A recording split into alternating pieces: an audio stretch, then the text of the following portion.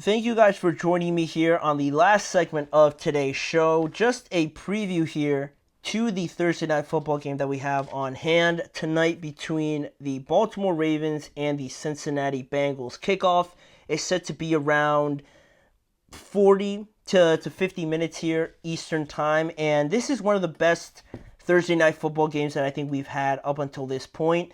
It's up there with the 49ers and Seahawks game that was very good. The Rams taking on the Vikings was also great to see. The Falcons and the Buccaneers game was also very exciting into overtime. And now Cincinnati travels to Baltimore to play the second game between these two teams tonight. The Bengals lost the first game 41-38 back in week 5 in overtime. It was an interception that led to the game-tying field goal by Justin Tucker. Then in overtime, Evan McPherson, I believe, if my memory serves me right, misses the field goal in overtime. And from there, before even that, the Ravens turned the ball over somehow. I know they had the ball first, I'm pretty sure. And from that point on, the Bengals have a chance to win it. They don't really get over the bar. The missed field goal. The Ravens, Derrick Henry breaks out a big run, and they end up winning the game. A crushing blow for the Bengals at home for sure. And now they're looking for a little bit of revenge here. And they're 4-5 coming into this game, whereas the Ravens come into this game at 6-3 after recovering from that very bad loss to the Browns and defeating the Broncos just last week. And in the first game, it was a matchup really just heavily based on offense. Lamar against Joe Burrow. In the last matchup, Lamar Jackson finished with 348 passing yards, 4 touchdowns, and 55 rushing yards, whereas Joe Burrow finished with 392 yards and 5 touchdowns as well. Hence the high-scoring game. It was very entertaining. It's exactly what the NFL wishes every game was like, much so like the fans, right? That was an awesome game to see. But looking at these quarterbacks a little bit more, Lamar Jackson just had a perfect passer rating in his last game, 158.3 against the Broncos. Another MVP type of performance from him. But Joe Burrow also not too far behind. He threw 5 touchdowns against the Las Vegas Raiders, much like he did against the Baltimore Ravens in Week 5. So both of these guys playing at an extremely high level, two of the best quarterbacks in the NFL.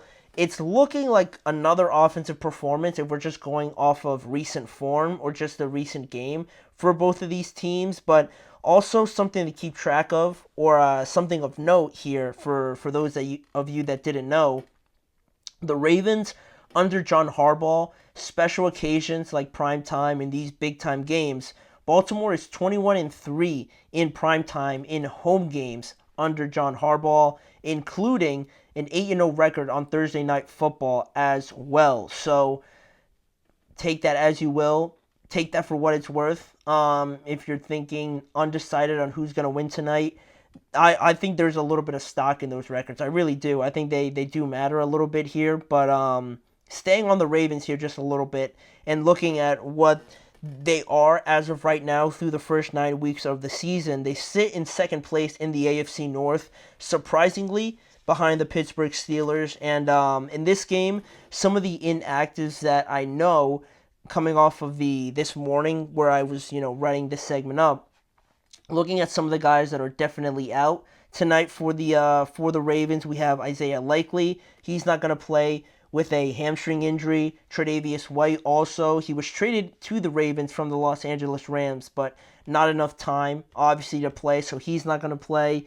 Also, there was a possibility that Keaton Mitchell was going to play for the Baltimore Ravens, and I don't see him on the injury report, so I'm assuming that he is going to be ready to go, or at least be active for this game. Yeah, like I'm looking at it now, and he doesn't have an injury designation, so Keaton Mitchell could be making his debut in 2024 for the Ravens in tonight's game, so that's something to keep an eye on. I don't expect him to play too much, but he certainly adds another dimension to this Ravens offense, and just overall, looking at their last matchup especially, and just this Ravens team overall, Derrick Henry, for as good as he's been all year, he had one of his worst games against the Bengals, only 92 rushing yards. That's considered a bad game for Derrick Henry. And yeah, I'm sure he's looking, the Ravens are looking, they should be looking to establish him a little bit more. Getting him over 100 yards is going to be huge for them in order for them to win this game. And similarly to that note, the Ravens currently have run for at least 100 yards in 42 straight games, remarkably, which is only one game shy of the NFL record held by the Pittsburgh Steelers from 1974 to 1977, and the Ravens from a few years ago in 2018 and 2021. So they're on the brink here of a little bit of history. They've had a historic season, a dominant season, two offensive players in Lamar and Derrick Henry that have just been as close to perfect as you would have liked all throughout this year. They're trying to keep that going in tonight's matchup. But looking at the Bengals overall, the injuries for them are a little bit more severe.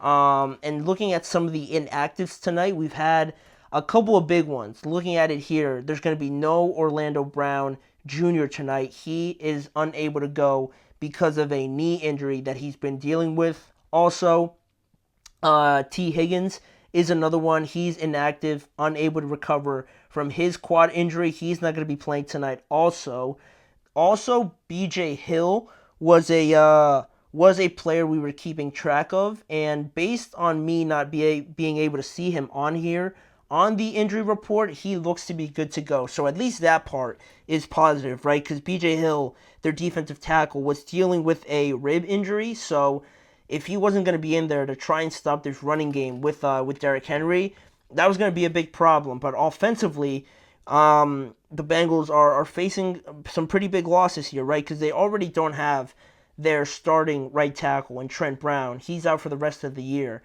Now they're not going to have Orlando Brown, their other tackle, the left-sided tackle, in tonight's game. A massive game for them. He's not going to be there. So missing your two tackles is obviously one of the worst scenarios you could have as a quarterback. And T. Higgins, who scored 2 touchdowns in the first game, is also not going to be able to go for the Cincinnati Bengals. And unlike the Ravens, the Bengals offense has only been averaging 90 yards rushing per game. So it's looking like it's going to have to be a Joe Burrow superhero type of performance tonight if they're going to pull out a win against the Ravens in primetime in Baltimore. It's a tall task for anybody to kind of pull off here. But looking at the matchups here a little bit before we get into our predictions and what sort of factors are going to determine the game, I'm looking at Chase Brown, the Cincinnati Bengals running back, going up against the Baltimore Ravens run defense. Because as bad as their pass defense has been,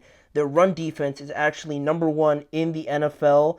And Chase Brown, on the other side of that, just had his career high 120 yards rushing against the Las Vegas Raiders in their last game. And if I'm not mistaken, he scored in their first matchup against the Ravens as well. So he's going to have a big game, considering now that that T. Higgins isn't going to be able to go.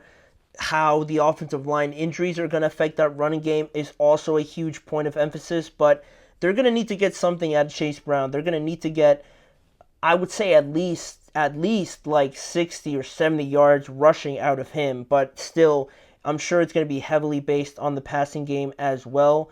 But also, speaking about the passing game, I'm looking at Jamar Chase and guys like Andrew Hawkins, Andre Iosivas, Mike Gesicki. These guys, Drew Sample is another tight end. This offensive group for the Bengals going up against the Ravens pass defense, because the injury to T. Higgins is a massive one, but also Baltimore is very bad against the pass. They're actually the worst against the pass, defending the pass. So how successful either of these sides are, a very injured Bengals receiving core or a very bad Baltimore Ravens pass defense, who plays better, who lives up to the expectations, is going to have a big impact on this game. And then lastly here, Derrick Henry, obviously going up against the Bengals run defense. Are the Bengals going to be able to hold Derrick Henry in both of their games to under 100 rushing yards? And even still, Can they maybe keep him out of the end zone? Can they throw the running game off enough to force Lamar to pass the ball? And he's very good passing the ball too. So with that being the case though, I think you'd almost want to see them pass the ball, and it's no indictment against Lamar, but when they have the running game going, it feels like you're very helpless, right? If they're just pushing you back, dominating you, then they're hitting play action passes over you. That's where I believe the Ravens are at their best. So kind of throwing that off and holding Derrick Henry to under 100 yards again is going to be huge in this game. So who's going to win? I think it's just going to be the Ravens. I think it will be the Ravens because, one, they're very good in prime time for one thing, and the T. Higgins injury is really important. You want to be able to take advantage of that bad passing defense that the Ravens currently have, and obviously you're going to need T. Higgins out there, and now, the Ravens can put more of an emphasis on taking Jamar out of the game, doubling him, triple cover him. I would. If T. Higgins isn't going to be out there. You can't let Jamar beat you, so it's going to take more of the attention over to him, and you're going to have to depend on Iosivas, Jermaine Burton maybe, Drew Sample, Mike Gesicki to kind of win you this game if all goes well, and that's a very fine margin of error that I don't really trust too much, and like I said, I feel like Cincinnati just has to do a lot more. Burrow, again, has to do all the work or the majority of the work to really keep the Bengals in this game. And is he capable of doing it? Probably. He's that talented, but I don't know.